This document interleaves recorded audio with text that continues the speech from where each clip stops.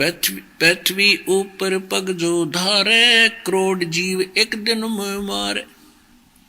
अपने रोजगार के लिए एक दिन में आप इधर उधर जाते हो, करोड़ जीवों की हिंसा पाप इकट्ठा करके तब विश्राम पाते हो। और कितना समय व्यतीत हो गया आपका गलत साधना करने से, नकली गुरुओं के पास साधना करने से, या बिल्कुल ना करने से। तो ये सभी कर्म आपके बैड अकाउंट में लिखे जाते हैं। और जब सतगुरु मिल जाते हैं तो फिर उनको अनजानपने में हुए पापों का या कर्म में हो रहे पापों का वो पाप नहीं लगता, उसका दोष नहीं होता। जैसे उदाहरण के लिए, जैसे किसी ने ड्राइविंग लाइसेंस बनवा रखा है, गाड़ी चालक प्रमाण पत्र, और वो गाड़ी चला रहा है और उससे कोई दुर्घटना हो भी जाती है तो सबसे पहले उसका लाइसेंस देखा जाता है, वो ओरिजिनल है या डुप्लीकेट है या नहीं भी है और ओरिजिनल है तो वो बच गया, 99% उसके बचाव हो गया। ये है कि ट्रेंड आदमी है, कोई और डिफेक्ट के कारण एक्सीडेंट हुआ होगा। और जिसके पास लाइसेंस नहीं है और लाइसेंस है तो डुप्लीकेट है, उस व्यक्ति की सीधी सजा होगी। तो कहने का भाव यह है कि जिन्होंने नकली गुरुओं से दीक्षा ले रखी है या शास्त्र विदिता का मनमाना वो स्वयं साधनाएं कर रहे हैं, तो उनके पास लाइसेंस नहीं है, जिस कारण से वो दिन में जितना भी काम करते हैं वो कर्म के पाप भी उसके लिखे जाएंगे।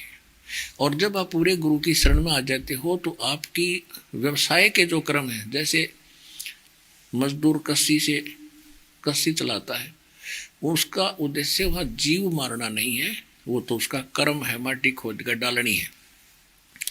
ऐसे किसान हल जोतता है तो उसका उद्देश्य वो मारना नहीं था जीव।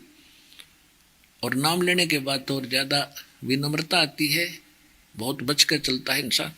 तो वो व्यवसाय वश जो कर्म हो रहे हैं वो अब आपको नहीं लगेंगे।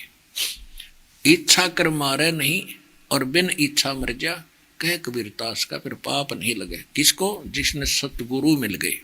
और जिनने सतगुरु नहीं मिले या नकली गुरुओं के पास है, उनके लिए बता रहे हैं। कहते हैं पृथ्वी ऊपर पग जो धारे, करोड़ जीव एक दिन में मारे। सत्य ब्राह्मण की है हत्या, जो चौंका तुम देवो नित्या। ब्राह्मण सेंस हत्या जो होई, जल स्नान करत हो जोई। अब बिना नाम के, बिना पूरे संत के उपदेश लिए व्यक्ति को ये सभी पाप लगेंगे। प्रतिदिन आप लिपा पोती करते हो, पोछा लगाते हो, फिनाइल डालते हो, तो उसमें जितने भी जीव मरते हैं वो आपके बैड अकाउंट में लिखे जाएंगे, जिनके पास ये लाइसेंस नहीं है, पूरे संत का उपदेश प्राप्त नहीं है। और जिन्होंने ये उपदेश प्राप्त है फिर उनको नहीं लगेंगे। ये फाइनल समझ लेना। उसके पश्चात भी किसी कारण से कोई हो जाता है दिक्कत, जानबूझ के नहीं अनजानपने में हो जाती है, तो उसके लिए हम प्रतिदिन सत्संग सुनते हैं, आत्मा का मैल उससे भी कम होता है और मंत्र जाप करते हैं।